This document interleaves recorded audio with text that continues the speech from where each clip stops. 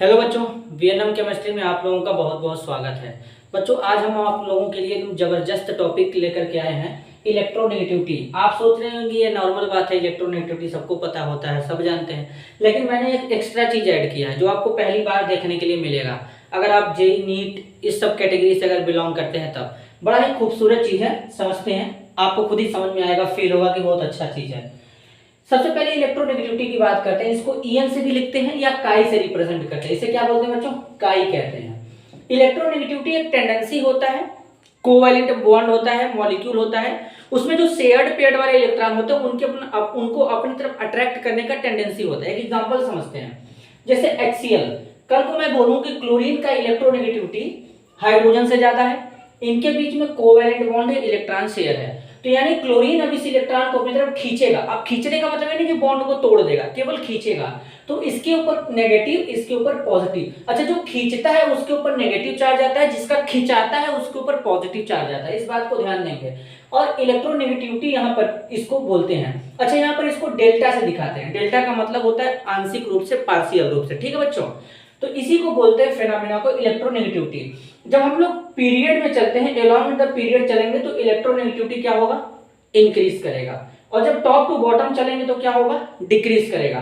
पूरे periodic table में सबसे मोस्ट इलेक्ट्रोनेगेटिव एलिमेंट होता है फ्लोरीन, जिसको क्वीन यानी रानी भी कहते हैं। पीरियोडिक टेबल में क्या कहते हैं? रानी कहते हैं। देन इसके बाद ऑक्सीजन। यहाँ पर मैंने नाइट्रोजन को लगाया है, लेकिन कहीं कहीं क्लोरीन को पहले बता दिया जाता है नाइट्रोजन के कंपेयर में। जैसे एग्जाम्पल समझते हैं, NCl3। अब NCl3 में क्या होता है, अगर हम इसमें पोलैरिटी को जनरेट करें तो यहाँ पर क्लोरीन ज्यादा इलेक्ट्रोनेगेटिव मान लिया जाता है नाइट्रोजन के कंपेयर में। तो इस केस में क्या होता है, क्लोरीन इलेक्ट्रॉन को अट्रैक्ट करता है, तो क्लोरीन पे पार्शियल नेगेटिव चार्ज और नाइट्रोजन पे पार्शियल पॉजिटिव चार्ज डेवलप हो जाता है बच्चों। ठीक है, तो क्लोरीन और नाइट्रोजन का इलेक्ट्रोनेगेटिविटी ऑलमोस्ट सेम होता है। कुछ कुछ जगह साइज को लेकर के चेंज कर लेते हैं। मान लेते हैं कि नाइट्रोजन का ज्यादा होता है क्योंकि इलेक्ट्रॉन डेंसिटी ज्यादा होगा, साइज छोटा होता है, लेकिन इन दोनों का ऑलमोस्ट सेम होता है, 3.1 या 3.0। अब मैंने एक जबरदस्त चीज यहाँ पर ये बताया है, तो हम बच्चों ध्यान दीजिएगा कि फ्लोरीन सबसे ज्यादा इलेक्ट्रोनेगेटिव, देन ऑक्सीजन है, फिर क्लोरीन या नाइट्रोजन, फिर इसके बाद कार्बन, हाइड्रोजन। ये ऑर्डर हो जाएगा। सबसे बेस्ट ऑर्डर ये रहेगा, फ्लोरीन, ऑक्सीजन, क्लोरीन, नाइट्रोजन। ठीक है बच्चों, आगे चलते हैं।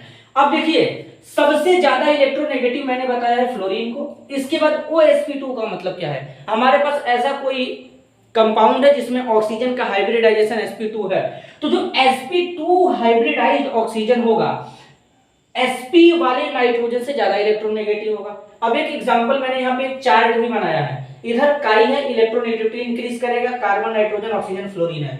कभी भी कोई भी हम लोग ये ऑर्गेनिक के कॉन्सेप्ट में लगाते हैं। ये वाला रूल कब लगाते हैं? ऑर्गेनिक केमिस्ट्री में। तो भले ही ऑर्गेनिक या दुनिया का कोई भी कॉन्सेप्ट आएगा, उनमें सबसे टॉप पर कौन रहेगा? फ्लोरीन रहेगा। तो फ्लोरीन यहाँ पे मोर इलेक्ट्रोनेगेटिव, इसलिए मैंने इसको रेड कलर में घेरा कर दिया है। तो सबसे ज्यादा इलेक्ट्रोनेगेटिव कौन होगा? फ्लोरीन। सबसे कौन कौन होगा?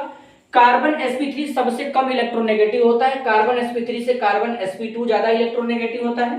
कार्बन sp2 से नाइट्रोजन sp3 ज्यादा होता है। नाइट्रोजन sp3 से कार्बन sp ज्यादा होता है। कार्बन sp से नाइट्रोजन sp2 ज्यादा होगा। नाइट्रोजन sp2 से ऑक्सीजन sp3 ज्यादा होगा।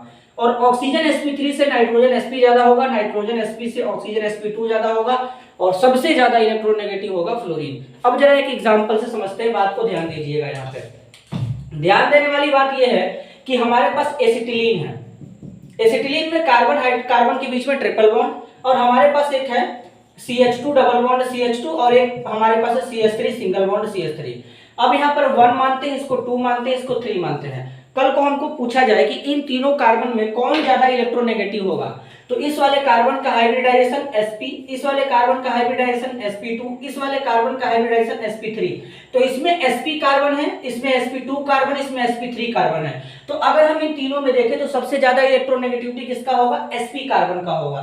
तो कार्बन जो sp है, इसका इलेक्ट्रोनेगेटिविटी ज्यादा होगा कार्बन sp2 से। कार्बन sp2 से कार्बन sp2 का क्या होगा? कार्बन sp3 से ज्यादा होगा। तो ये इलेक्ट्रोनेगेटिविटी का सीक्वेंस होगा। तो यानी कहीं ना कहीं ये वाला बॉन्ड ज्यादा पोलर होगा ये इस वाले बॉन्ड के कंपेयर में। तो ये यहाँ से H आसानी से निकलेगा, और इस H को क्या बोलेंगे? एसिडिक हाइड्रोजन बोलेंगे। अब एसिडिक हाइड्रोजन का मतलब ऐसा हाइड्रोजन जो मोर इलेक्ट्रोनेगेटिव एलिमेंट से जुड़ा हो। अब हम लोग आज तक यही सोच रहे थे कि मोर इलेक्ट्रोनेगेटिव से जुड़ा होगा फ्लोरीन से, ऑक्सीजन से, नाइट्रोजन से, क्लोरीन से, लेकिन आज तक तो हम लोग ये सोच ही नहीं रहे थे। लेकिन अब हमको आंख और कान सब खुला रखना है। यहाँ पर ध्यान देना है कि अगर हमारे पास कार्बन sp वाला भी आ गया हाइड्रोजन, तो कार्बन sp का भी हाइड्रोजन क्या होगा, एसिडिक हाइड्रोजन होगा।